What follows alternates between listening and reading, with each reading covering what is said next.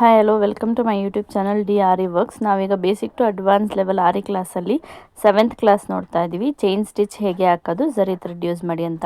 ಅದಕ್ಕೆ ನಾನಿಲ್ಲಿ scale pencil ತೊಗೊಂಡಿದ್ದೀನಿ. ನೀವು ನಾರ್ಮಲ್ ಪೆನ್ಸಿಲ್ ತೊಗೊಳ್ಬೋದು ಪ್ರಾಕ್ಟೀಸ್ಗೆ, ಇಲ್ಲಾಂದರೆ ಗ್ಲಾಸ್ ಮಾರ್ಕಿಂಗ್ ಪೆನ್ಸಿಲ್, ಕಟ್ಟರ್ ತೊಗೊಂಡಿದ್ದೀನಿ, ಮತ್ತು ಟುಲಿಪ್ ನೀಡಲ್ 13 ಕ್ರೋಶಾ ತೊಗೊಂಡಿದ್ದೀನಿ. ನೀಡಲ್ ಸೈಜ್ ಬಂದು 13 ಮತ್ತು ಸಿಲ್ಕ್ ಥ್ರೆಡ್ ತೊಗೊಂಡಿದ್ದೀನಿ. ರಾಜ್ ಬ್ರ್ಯಾಂಡ್ ಆದರೂ ತೊಗೋಬೋದು, ಇಲ್ಲ ಬುಲೆಟ್ ಬ್ರ್ಯಾಂಡ್ ಯಾವ್ದು ನಿಮಗೆ ಕನ್ವೀನಿಯೆಂಟ್ ಸಿಗುತ್ತೆ ಆ ಬ್ರ್ಯಾಂಡ್ ತೊಗೊಳ್ಳಿ. ಸೊ ನಮಗೆ ಇಲ್ಲಿ 2 ಲೇಯರ್ ಬೇಕಾಗುತ್ತೆ. ಸೊ ಪ್ರಾಕ್ಟೀಸ್ಗೆ ಎಲ್ಲ ನೀವು ಎರಡೆರಡು ಥ್ರೆಡ್ಸ್ ತೊಗೊಂಡು ವೇಸ್ಟ್ ಮಾಡ್ಕೊಳ್ಬೇಡಿ. ನೀವು ಫಸ್ಟ್ ಒಂದು ಥ್ರೆಡ್ನ ತೊಗೊಂಡು ಅದನ್ನೇ ಬಾಬಿನಲ್ಲಿ ಅದರಲ್ಲಾದರೂ ಸುತ್ಕೊಳ್ಳಿ. ಸೊ ಈಗ 2 ಲೇಯರ್ ನೀವು ತೊಗೊಂಡ್ಮೇಲೆ 2 ಸ್ಟ್ಯಾಂಡ್ಸ್ ಆಫ್ ಥ್ರೆಡ್ ತೊಗೊಂಡ್ಬಿಟ್ಟು ನೀವೇನು ಮಾಡಬೇಕು, ಎಂಡ್ ನಾಟ್ನ ಕರೆಕ್ಟಾಗಿ ಹಾಕ್ಕೊಳ್ಳಿ. ಟೈಟಾಗಿ ನಾಟ್ ಮಾಡಿದ್ಮೇಲೆ ನೀವು ಸ್ಕೇಲ್ ತೊಗೊಂಡು ಒಂದು ಸ್ಟ್ರೈಟ್ ಲೈನ್ ಹಾಕ್ಕೊಳ್ಳಿ ಪ್ರಾಕ್ಟೀಸ್ ಮಾಡೋಕ್ಕೆ. ನಾನಿಲ್ಲಿ 7 ಸೆಂಟಿಮೀಟರ್ ತೊಗೊಳ್ತಾ ಇದ್ದೀವಿ. ನೀವು ಪ್ರಾಕ್ಟೀಸ್ ಮಾಡೋಕ್ಕೆ ಎಷ್ಟು ದೊಡ್ಡ ಲೈನ್ ಬೇಕೋ ನೀವು ಹಾಕ್ಕೊಂಡು ಕ್ಲೀನಾಗಿ ಸ್ಟ್ರೈಟಾಗಿ ಹಾಕ್ಕೊಂಡು ಪ್ರಾಕ್ಟೀಸ್ ಮಾಡಬೇಕು. ಸೊ ನಾವು ಝರಿ ಥ್ರೆಡ್ಡಲ್ಲಿ ಹೇಗೆ ಥ್ರೆಡ್ನ ತೊಗೊಳ್ತಾ ಇದ್ದೀವಿ ಅದೇ ಥರನೇ ನೀವು ಇಲ್ಲಿ ಸಿಲ್ಕ್ ಥ್ರೆಡ್ನ ಕೂಡ ತೊಗೋಬೇಕಾಗುತ್ತೆ.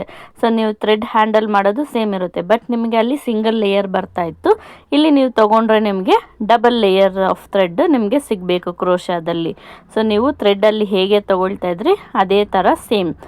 ಸೊ ಈಗ ನೀವು ಫಸ್ಟ್ ಒಂದು ಎಂಡ್ ಪಾಯಿಂಟಿಂದ ಸ್ಟಾರ್ಟ್ ಮಾಡಿ ಸಿಂಗಲ್ ಚೈನ್ ಸ್ಟಿಚ್ನ ಹಾಕಬೇಕಾಗುತ್ತೆ. ಸೊ ಸಿಂಗಲ್ ಚೈನ್ ಸ್ಟಿಚ್ಚು ನೀವು ಎಷ್ಟು ಚಿಕ್ಕದಾಗುತ್ತೋ ಅಷ್ಟು ಚಿಕ್ಕದಾಗಿ ಹಾಕಿ ಪ್ರಾಕ್ಟೀಸ್ ಮಾಡಿ, ಮತ್ತು ಚಿಕ್ಕದಾಗಿ ಇನ್ನೊಂದು ಚೈನ್ನ ಹಾಕಿ. ಸೊ ನೀವು ಎಷ್ಟು ಚಿಕ್ಕದಾಗಿ ಚೈನ್ಸ್ ಪ್ರಾಕ್ಟೀಸ್ ಮಾಡ್ತೀರಾ ನಿಮಗೆ ಅಷ್ಟು ಬ್ಲೌಸಲ್ಲಿ ಫಿನಿಶಿಂಗು ನೀಟಾಗಿ ಬರುತ್ತೆ.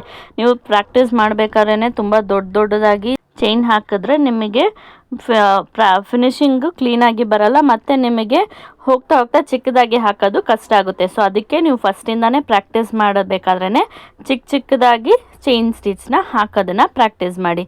ಮತ್ತು ನೀವು ಆ ಥ್ರೆಡ್ ತಗೊಳ್ಬೇಕಾದ್ರೆ 2 ಲೇಯರ್ ಬರ್ತಾ ಇದೆಯಾ ಅಂತ ಕನ್ಫರ್ಮ್ ಮಾಡ್ಕೊಂಡು ತೊಗೊಳ್ಳಿ. ಒಂದೊಂದು ಸತಿ ಏನಾಗುತ್ತೆ, ಬರೀ ಸಿಂಗಲ್ ಸ್ಟ್ಯಾಂಡ್ ಆಫ್ ಥ್ರೆಡ್ ಮಾತ್ರ ಬರುತ್ತೆ, ಇನ್ನೊಂದು ಹಾಗೆ ಕೆಳಗೆ ಬಿಟ್ಟಿರುತ್ತೆ, ಇಲ್ಲ ಕಟ್ ಆಗಿಬಿಡುತ್ತೆ. ಸೊ ನಿಮಗೆ ಸಿಲ್ಕ್ ಥ್ರೆಡಲ್ಲಿ ಪ್ರಾಕ್ಟೀಸ್ ಮಾಡೋದು ತುಂಬ ಕೇರ್ಫುಲ್ಲಾಗಿ ಪ್ರಾಕ್ಟೀಸ್ ಮಾಡಿ, ಯಾಕಂದರೆ ಇದು ಝರಿ ಥ್ರೆಡ್ ಥರ ಸ್ಟಿಫ್ ಆಗಿರಲ್ಲ.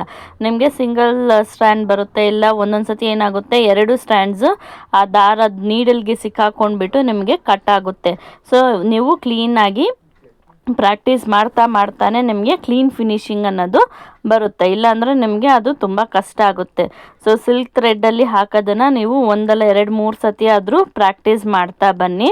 ಸೊ ಈಗ ನಾನೇನು ಮಾಡಿದ್ದೀನಿ, ಅದು ಫುಲ್ ಲೈನ್ ಕಂಪ್ಲೀಟ್ ಆದಮೇಲೆ ಎಂಡ್ ನಾಟ್ ಹಾಕ್ಕೊಂಡು ಕಂಪ್ಲೀಟ್ ಮಾಡಿದ್ದೀನಿ. ಸೊ ಎಂಡ್ ನಾಟ್ ಹಾಕೋದು ನಿಮ್ಗೆ ಆಲ್ರೆಡಿ ವಿಡಿಯೋದಲ್ಲಿ ಹೇಳ್ಕೊಟ್ಟಿದ್ದೀನಿ.